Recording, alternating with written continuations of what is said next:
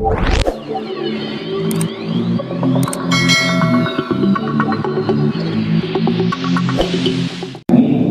kita melaksanakan sholat isya berjamaah, alhamdulillah kita bisa berkumpul bersama Syekh Ahmad Al-Misri, yang kemudian juga Allah kasih kesempatan untuk kita memudahkan langkah, walaupun tadi memang sudah mulai rintik-rintik hujan.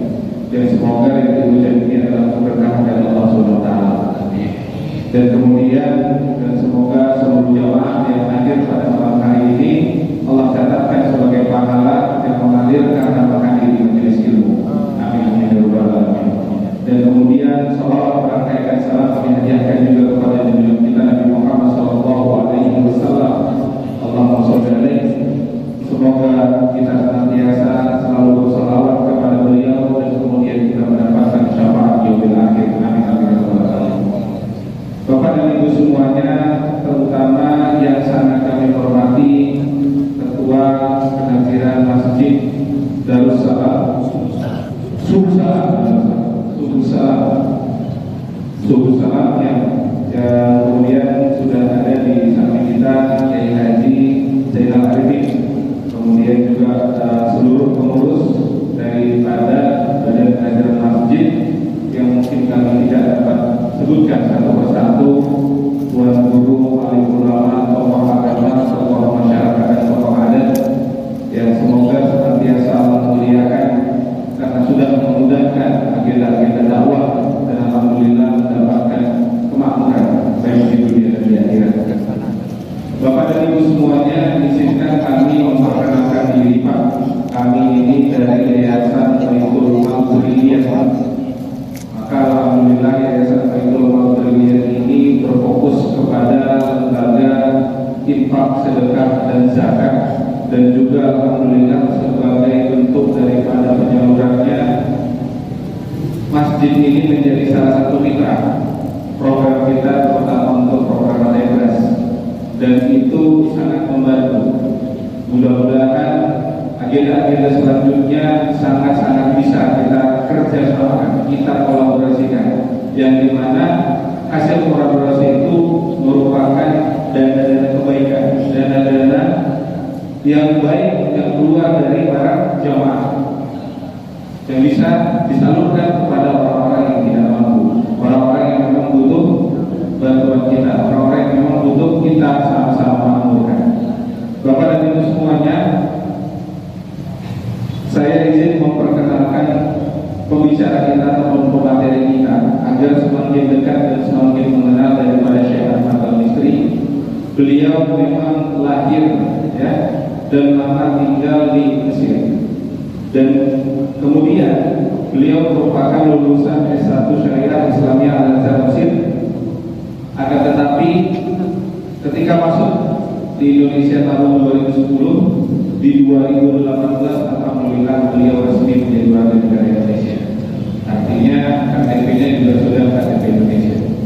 Kemudian beliau juga memegang syarat keilmuan untuk beberapa bidang agama seperti Al-Quran, tajwid, tafsir dan hadis. Dan kemudian beliau juga merupakan pembina dari Asosiasi Ruqyah Syariah atau biasa kita kenal dengan ARSY. Selanjutnya beliau aktif Bapak dan Ibu semuanya untuk mengisi beberapa program dakwah baik offline ataupun online, on air, seperti di televisi Damai Indonesia TV One. Nah ini biasa tampil kalau nggak hari Sabtu, bisa juga hari Ahad. Nah jadi kalau Bapak buka Sabtu atau Ahad, itu biasa beliau sering mengisi di TV One Indonesia, Damai Indonesia. Selanjutnya juga di Kompolasi di RTV, Raja TV, Ustaz Menurut di RTV juga, Cahaya Indonesia di iNews, Juri Hafiz Indonesia tahun 2020 sampai dengan 2021. Nah ketika Juri Hafiz ini kita sangat mengenal yang namanya almarhum Syekh Ali. Kita mengetahui Syekh Ali ini memiliki cita-cita untuk mencetak 1 juta penghafal Al-Quran, dan yang hadir di depan kita semua para jemaah yang Allah muliakan, bismillah, adalah sahabat karib yang melanjutkan cita-cita beliau. Karena ketika keteguhan ide tersebut, gagasan tersebut, Allah lebih sayang kepada beliau dulu. Sehingga ketika almarhum Syekh Ali mencetuskan hal tersebut disambut baik oleh Syekh Ahmad untuk dilanjutkan. Maka yang berlian hari ini hadir bersama Syekh Ahmad untuk menggagas program tersebut yang menjadi inti utama dalam peletakan akhlakul karimah dan pendekatan terhadap agama, melahirkan pemimpin-pemimpin yang memang hafal terhadap Al-Quran. Bismillah. Dan Bapak dan Ibu semuanya, sebelum masuk kepada kita kajian inti dengan program ini, kami memohon kepada Bapak dan Ibu semuanya untuk bisa memberikan infak terbaiknya untuk program para hafal Al-Quran yang nantinya program ini diperuntukkan untuk yatim duafa dan duafa. Artinya Bapak dan Ibu bisa nanti menerima laporan daripada kegiatan ini. Silakan kepada panitia untuk bisa berkeliling di antara para jemaah. Bismillah, yang dikatakan Allah. Mudah-mudahan segala bentuk infak terbaik Bapak dan Ibu semuanya diridhoi oleh Allah Subhanahu wa taala. Baik, insyaallah kita akan mulai kajian kita pada malam hari ini.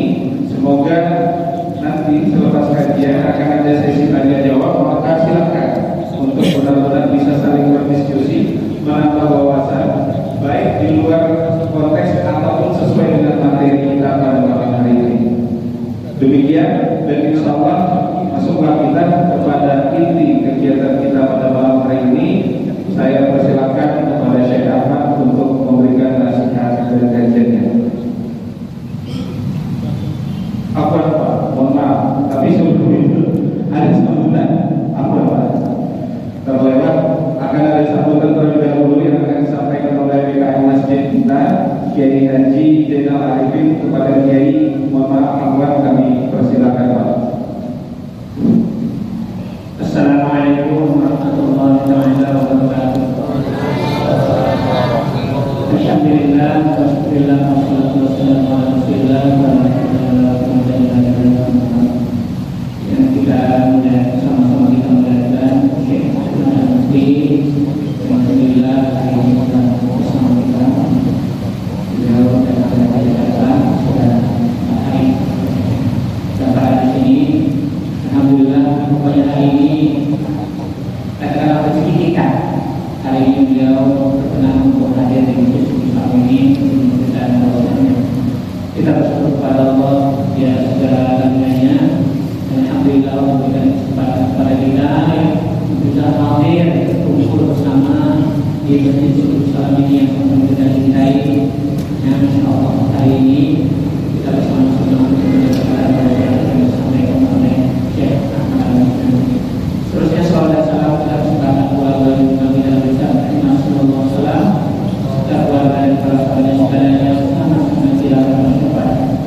Seterusnya kami dari BKM Masjid Subul Salam mengucapkan terima kasih sekali kepada panitia yang telah menunjuk Masjid Subul Salam ini sebagai tempat untuk Syekh Al-Mufti memberikan tausiah.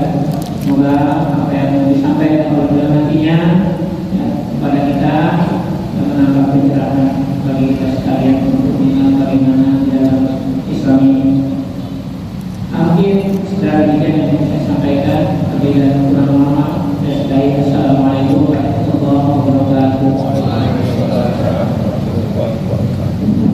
Ya, sekali lagi kami mengucapkan mohon maaf kepada seluruh BKM Masjid dan segala yang kita tadi untuk disambut awal. Baik, izin Bapak Ibu semuanya untuk menambah kegiatan kita, marilah kita mengucap basmalah. Bismillahirrahmanirrahim. Dan langsung saja untuk kita masuk kepada isi acara kita, nasihat dan kajian yang akan diberikan oleh Syekh Ahmad Al-Misri. Kepada Syekh Ahmad kami persilakan.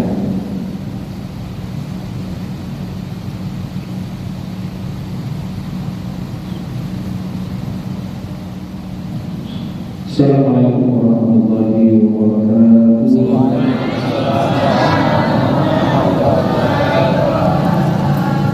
Alhamdulillahirabbil alamin wassalatu wassalamu ala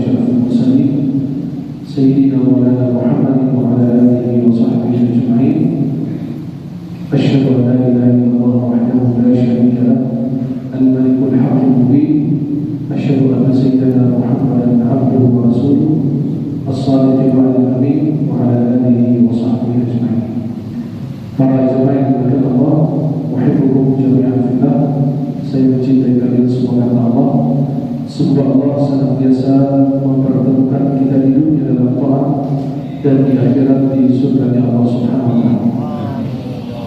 Senang sekali di malam hari ini bisa memandang wajah-wajah penghuni surganya Allah. Semoga kita yang hadir di malam hari ini mendapatkan cucuran rahmat Allah Subhanahu wa Ta'ala.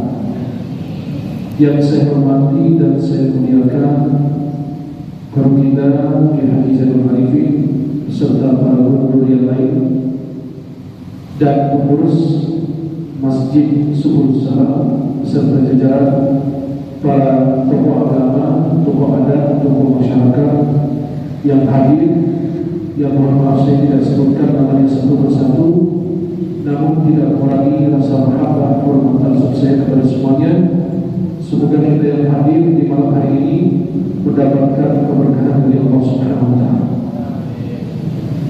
Para jemaah yang dimuliakan Allah, ada sebuah fenomena yang mungkin suatu hari kita pernah rasakan, atau sampai saat ini kita mungkin pernah rasakan, atau mungkin kita akan rasakan dalam kehidupan sehari-hari kita. Fenomena ini adalah kadang-kadang semangat beribadah, kadang-kadang semangat ingin dulu, kadang-kadang semangat datang ke masjid, kadang-kadang semangat itu menghilang. Kadang-kadang puasa Senin Khamis atau puasa sunnah, kadang-kadang tidak. Kadang-kadang membaca Al-Quran, kadang-kadang kita merasa malas membaca Quran. Kadang-kadang berzikir, kadang-kadang tidak. Kadang-kadang sholat tahajud, sholat malam, kadang-kadang semangat itu menghilang sampai beberapa bulan. Kadang-kadang kita hadir majelis taklim, kadang-kadang timbul pasak di dalam diri sehingga kita menjauh dari majelis taklim. Kadang-kadang dengar suara azan rumah kita di depan masjid, di depan mushola, tapi semangat itu tiba-tiba menghilang. Itu namanya wahil wa'fil iman, fenomena lemah iman.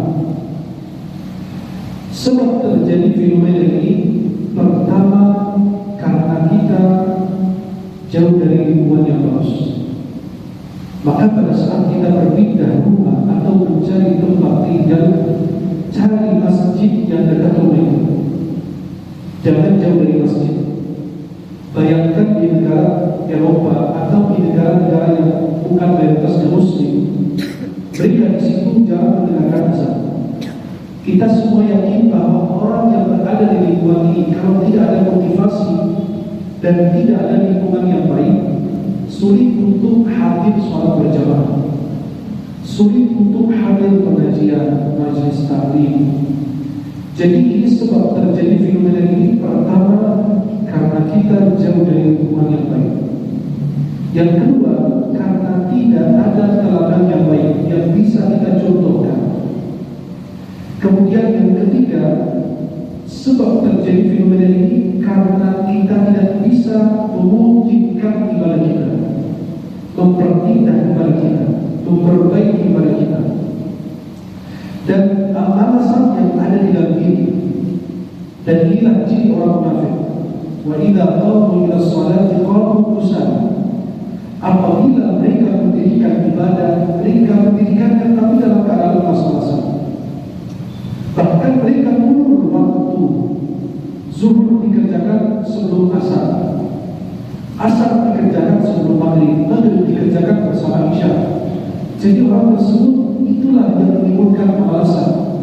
Wala yadhkuruna Allah illa qalilan, dan mereka jarang berzikir kepada Allah, jarang menyebut nama Allah, jarang memuji, memuliakan, mensanjung, mengagungkan Allah Subhanahu wa Ta'ala. Dan fenomena ini jangan beranggapan bahwa ini fenomena muncul di zaman kita. Halo? Halo? Masih. Jadi fenomena ini bukan baru muncul dari saat ini kita ini baru, atau 10 tahun yang lalu, 20 tahun yang lalu. Itu fenomena muncul lebih dari 1400 tahun yang lalu. Bahkan di zaman Nabi Muhammad sallallahu alaihi wasallam fenomena ini sudah ada. Ada hadis yang diriwayatkan oleh Muslim dalam Sahihnya dari sahabat namanya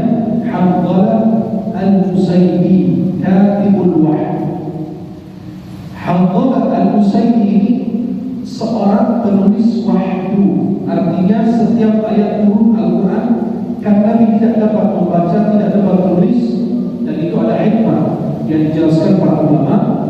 Karena kalau Nabi dapat membaca, Nabi dapat menulis, nanti orang mengaku Nabi itu dapat wahyu itu atau Al-Quran ini dari kitab-kitab yang dia telah baca sebelumnya. Kita orang pintar berilmu karena dia sudah punya simpanan ilmu, yang telah baca kitab, belajar kepada guru. Tapi Nabi dibuat oleh Allah tidak bisa membaca, tidak bisa menulis, biar Allah yang ngajarin langsung. Jadi kalau kita bilang Al-Quran ini, orang pada saat itu melihat Al-Quran, bisa jadi itu kamu meragu dari kitab-kitab yang kamu telah baca sebelumnya, kitab Taurat, Injil, Zabur, dan lain. Maka Allah Nabi SAW tidak bisa membaca, tidak bisa menulis, agar wahyu yang mengajari Rasulullah dan dari Allah langsung. Karena kalau kita belajar sama guru, bisa jadi guru itu salah, betul? Bisa jadi apa yang disampaikan itu hadisnya palsu. Bisa jadi guru salah karena namanya manusia. Sedangkan ilmu yang didapati Rasulullah dari wahyu itu semua benar, tidak ada satupun kesalahan. Maka setiap penulis kitab mengatakan mohon maaf jika terdapat kesalahan dalam tulisan saya. Jika terdapat kesalahan, hubungi penulis atau penerbit biar kita perbaiki di catatan berikutnya. Tapi kitab Allah yang turun dari kitab la raiba fihi, tidak ada keraguan sedikit pun di dalamnya. Hanqalah Al-Utsaimin ini seorang penulis wahyu. Beliau penulis wahyu, artinya setiap ayat Al-Quran turun beliau yang mencatat, hadis Nabi beliau catat. Kemudian suatu saat dalam Sahih Muslim ini dijelaskan Hanqalah berjumpa dengan Sayyidina Abu Bakar As-Siddiq. Biasanya kalau para sahabat bertemu saling bertanya kabar. Kemudian Sayyidina Abu Bakar bertanya kepada Hanqalah, gimana kabarmu? Kata Hanqalah, nafaqa Hanqalah. Hanqalah ini sudah menjadi orang munafik. Kata Sayyidina Abu Bakar, subhanallah. Ya, kata Sayyidina Abu Bakar, subhanallah, saya sudah menjadi orang munafik. Subhanallah, berarti subhanallah itu diucapkan pada saat kondisi tidak bagus. Jelas? Kalau lihat sesuatu yang baik, bilang bukan subhanallah, masya Allah. Allah jelaskan dalam surat Al-Kahfi, walaula id dakhalta jannataka qulta ma syaa Allah la quwwata illa billah. Jika engkau masuk kebun atau tempat yang bagus atau melihat sesuatu yang baik, katakan apa? Masya Allah. Lihat anak kita pintar, masya Allah.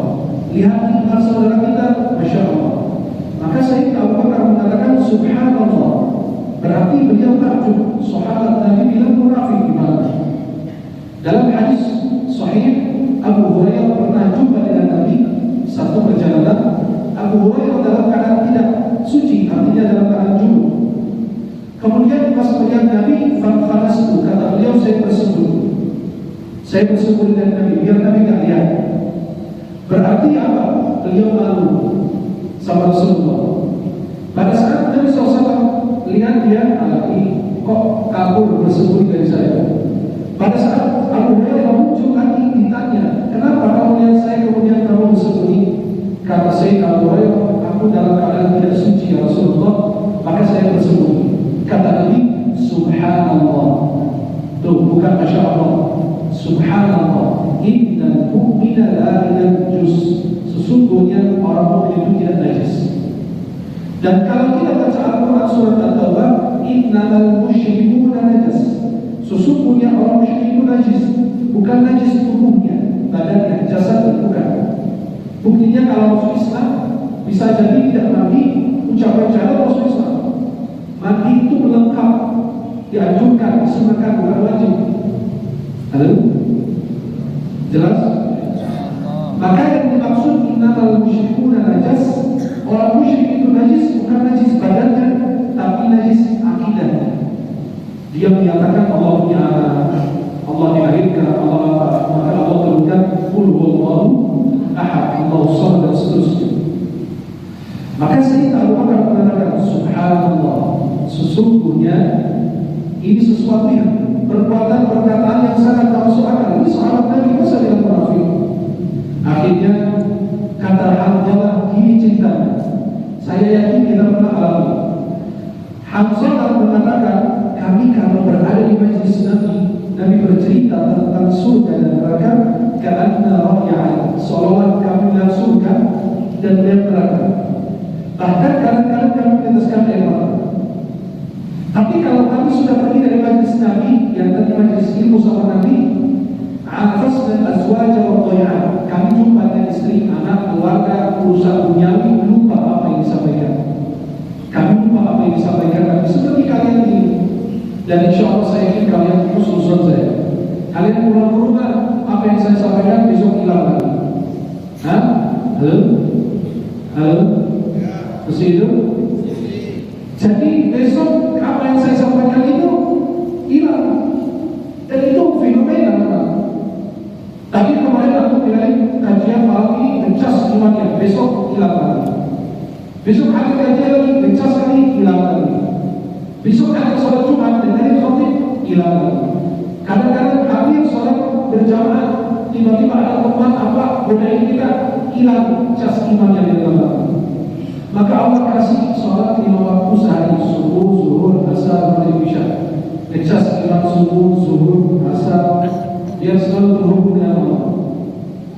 Kata Sayyidina Abu Bakar, ya, kamu mengalami apa yang saya juga alami, kok sama saja itu. 11-12 kalau kita bilang. Kata Sayyidina Abu Bakar, ya udah kita jumpa Nabi. Biasa Nabi itu punya obat mujarab. Apapun penyakit sama Nabi ada obatnya. Tabib kita, dokter yang paling tepat bagi kita, utusan Allah untuk kita, pemimpin kita, panutan kita, teladan kita, segalanya ada pada Rasulullah. Mereka datang pada apa? Apoteker terbaik di dunia. Mereka mencari resep obat bagi hati mereka. Mereka datang, jumpa Nabi, kata sahabat Abdullah, aku sudah menjadi munafik ya Rasulullah. Kata Nabi, bagaimana kamu menjadi munafik? Begini ya Rasulullah, kami kalau di majlismu, Masya Allah, sampai dekat dengan Allah, rajin, apa segala macam. Tapi kalau kami sudah pergi, lupa apa yang kau sampaikan. Apa kata Nabi SAW? Lau tadumuna ala ma antum alaihi ilmi wa fi dhikr lasafahamtum al-malaikah ala furushikum wa fi turuqikum walakin ya Hanzalah sa'atun wa sa'ah sa'atun wa sa'ah sa'atun wa sa'ah.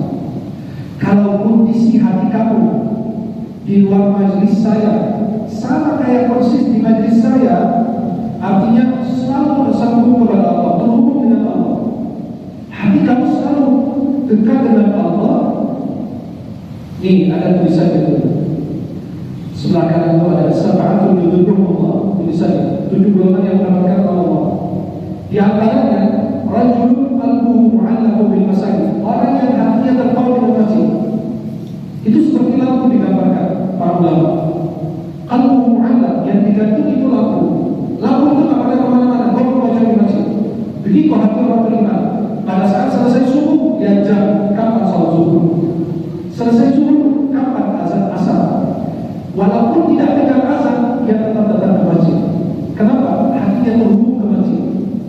Maka kata Nabi SAW, ada orang mengatakan kepada temannya, biasa ada jemaah datang sebelum azan, ada yang nunggu azan, ada yang nunggu sholat atau iqamah.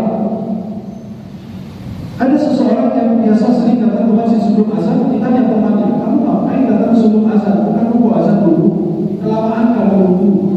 Apa kata dia? Saya azan itu peringatan orang lalai, orang yang tahu waktu sholat. Maka diingatkan dengan azan. Azan itu panggilan, al-i'lam wa ikhbar, pemberitahuan masuk waktu sholat. Maka beliau mengatakan azan itu peringatan orang lalai dan saya tidak mau termasuk orang lalai. Sebelum azan dia sudah di masjid, mati lampu apa, gak ada suara ini, speakernya rusak, dia tetap datang karena dia sudah tahu waktu ibadah. Maka kata Nabi, kalau kondisi hati kamu di luar majelis saya sama kayak majelis saya, malaikat akan turun berjabat tangan bersama. Kalau hati kita suci 24 jam, ya. Kalau hati kalian di luar sama dengan di sekarang ini, itu malaikat turun sama dengan kalian. Ya, di jalan, di kasur kalian, lalu tidur diajak sama malaikat. Ya, maka Nabi SAW mengatakan, walakin ya hamdalah, akan tetapi wa ya hamdalah, sesaat dan sesaat diulang 3 kali. Artinya sesaat semangat itu datang, sesaat semangat itu menghilang, menurun. Maka kita dalam Ahlus Sunnah wal Jamaah, kita ada aqidah atau qaidah namanya al-iman yazid wa yanqus. Iman itu bertambah dan berkurang. Iman bertambah dan berkurang. Al-iman yazidu bil ta'ah wa yanqusu bil ma'siyah. Iman itu bertambah dengan taat, berkurang karena maksiat.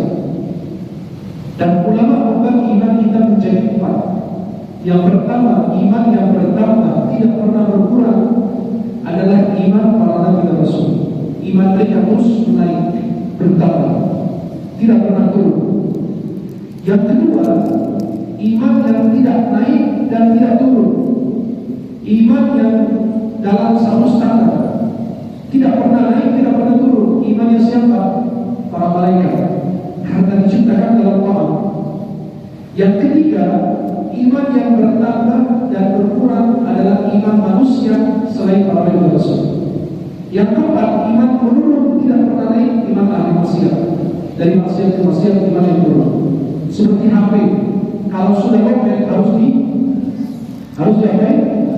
Dicas, ya. Jadi kalau kita perhatikan HP kalau mau lobet, kalau nggak dicas, itu lama-lama mati kan?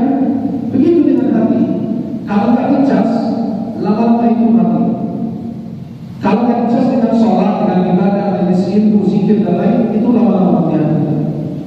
Maka kata ulama, gimana caranya bisa mempertahankan keimanan kita? Jangan sampai turun drastis, jangan sampai hapus, jangan sampai jauh dari Allah. Pertama kata ulama, minta taufik kepada Allah. Jika Allah tidak memberi taufik, tidak ada satupun yang mampu memberikannya kecuali Allah. Maka pada saat kita minta kepada Allah, iyyaka na'budu wa iyyaka nasta'in, hanya kepada-Mu ya Allah kami beribadah, dan hanya kepada-Mu ya Allah kami memohon pertolongan. Jadi jika Allah tidak memberi taufik kepada seorang hamba, tidak bakalan dapat. Jika Allah tidak memberi hidayah, tidak bakalan kita dapat. Yang kedua, selalu berdoa dengan doa istiqamah. Ya muqallibal qulub, tsabbit qalbi ala dinik. Wahai Zat yang membolak-balikkan hati, tetapkanlah hati aku di atas agama. Itu doa istiqamah Rasulullah. Maka kalau kita mau istiqamah, ya muqallibal qulub, tsabbit qalbi ala dinik. Wahai Zat yang membolak-balikkan hati, tetapkanlah hati kami di atas agama, di atas ketaatan kepada Allah. Kemudian yang ketiga, mengenal Allah, kebesaran Allah, keagungan Allah. Tak kenal maka tak sayang. Bagaimana memuliakan Allah, mengagungkan Allah, sedangkan kita benar-benar tidak tahu Allah itu siapa. Allah itu yang menciptakan kita, yang memberi rezeki, memberi hidup, memberikan segala-galanya. Kemudian kata ulama, selalu hadir majelis taklim. Kalau bisa setiap hari ada kajian di mana-mana, Anda punya kesempatan, jangan ketinggalan. Siapapun gurunya, mau beda pendapat dengan nilai juga tidak masalah. Yang penting sakidah. Dalam program apa Ahlus Sunnah wal Jamaah. Ini Masjid Muhammadiyah ada kajian bagus, ambil baiknya, buang buruknya. Masjid ini ada kajian ini hadir, ambil baiknya, buang buruknya. Tidak ada yang sempurna. Di mana pun kajian, kau hadir dalam majlis saja, duduk aja di kajian. Kalau tidur dapat pahala. Halo? Antum ikut kajian ini malam ini, so duduk bersandar ke tembok, tidur, dapat pahala tidak? Orang ikut tahlilan dari awal sampai akhir tidur. Orang baca Yasin, baca tahlil tidur. Pas pulang bawa, masya Allah, sudah biasa ya. Pas pulang bawa tentengan. Jadi malam hadir di tahlilan aja bisa dapat tentengan. Masa sama Allah hadir di tidur aja nggak dikasih pahala. Halo? Tapi jangan ada di majelis taklim tidur terus. Beranggapan makin capek ada di masjid enak sejuk, apalagi sholat Jumat. Sholat Jumat itu waktu paling nyaman kita tidur. Apalagi khatibnya kelamaan enak betul. Cari tembok, cari yang bersandar kepada selain Allah. Ujung-ujungnya musyrik. Ya, harusnya kan maka Nabi anjurin kalau kamu merasa ngantuk di satu tempat sholat Jumat, tidak tempat, bentar. Kenapa? Berarti teman itu mengantuk tidur atau untuk lagi, ya, agar kita benar-benar semangat mengikuti kajian atau mengikuti sholat Jumat.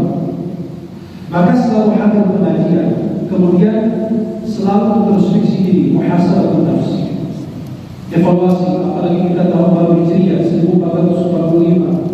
Kemudian membaca Al-Quran dan mentadabburinya. Dengan mentadabburi Al-Quran, Allah Subhanahu wa taala berfirman, "Wa idza tuliyat 'alaihim ayatuhu zadatuhum imanan wa 'ala rabbihim yatawakkalun." Wa idza tuliyat 'alaihim ayatuhu zadatuhum imanan wa 'ala rabbihim yatawakkalun. Dalam surat Al-Anfal Allah mengatakan apabila dibacakan kepada mereka ayat Allah, iman mereka bertambah. Berarti iman pertama kalau baca Quran, ada bunyinya. Dalam surat yang lain, liyazdadu imanan ma'a imanihim, agar iman mereka bertambah di samping iman mereka yang mereka sudah punya. Berarti menambahkan iman kita dengan membaca Al-Quran. Hadir majelis taklim, selalu berzikir kepada Allah Subhanahu wa taala. Inilah resep dari para ulama agar kita bisa menjaga iman. Gimana resepnya? Pertama, minta taufik kepada Allah. Yang kedua, selalu baca Quran istiqamah. Yang ketiga, selalu membaca Al-Quran dan mentadabburi artinya. Yang keempat, hadir majelis taklim, berzikir kepada Allah, introspeksi diri. Kemudian kita selalu berdoa agar kita semua wafat dalam keadaan husnul khatimah. Mudah-mudahan Allah Subhanahu wa taala senantiasa mempertemukan kita hidupnya di tempat yang diridhai Allah dan di akhirat di surga Allah. Kesempatan bagi kita hadir majelis taklim dimanapun, kapanpun, selama Ahlus Sunnah wal Jamaah. Beda pendapat, ada yang buruk, ada yang tidak, ada yang maulid, ada yang tidak, tak masalah. Setiap grup punya kelebihan, ada kekurangan. Ambil baiknya, buang buruknya. Seperti ini yang hadir. Jangan berkecil hati pada saat hadir cuma satu orang, 2 orang, 10 orang, walaupun macam luas, sama. Kenapa? Nabi Nuh ajar 950 tahun dakwahnya. Kalian tahu nggak yang beriman sama Nabi Nuh naik kapal yang ayatnya saya baca dari surat Hud rakaat pertama. Yang naik sama Nabi Nuh di kapal, kata ulama tafsir paling sedikit 7 orang. Paling banyak menurut ulama tafsir cuma 80 orang. 950 tahun yang naik sama beliau maksimal 80 orang. Maka itulah dakwah. Harus 1, 2 nanti bertambah. Ya namanya manusia disibukkan dengan urusan dunia, tapi Allah selalu hadirkan hamba-hamba pilihan di tengah kesibukan didatangkan oleh Allah hadir majelis taklim dan selalu beribadah di masjid insyaallah. Mudah-mudahan kita yang hadir di malam hari ini mendapatkan berkah dari Allah Subhanahu wa taala. Semoga berkah kita di dunia dengan taat dan di akhirat di surga Allah Subhanahu wa taala. Saya mencintai kalian semua karena Allah. Semoga yang saya sampaikan ada manfaatnya. Semoga Allah berkahi mempertemukan kita di dunia dalam taat dan di akhirat di surga Allah Subhanahu wa taala. Mudah-mudahan semua jamaah yang hadir diampuni dosanya oleh Allah Subhanahu wa taala, dimaafkan kesalahannya oleh Allah Subhanahu wa taala, dan mudah-mudahan kita semua yang hadir mendapatkan keberkahan dari majelis ini dan Allah pertemukan kita kembali di dalam surga Allah. Subhanallah wa bihamdihi asyhadu an la ilaha illa anta astaghfiruka wa atubu ilaik. Assalamualaikum warahmatullahi wabarakatuh.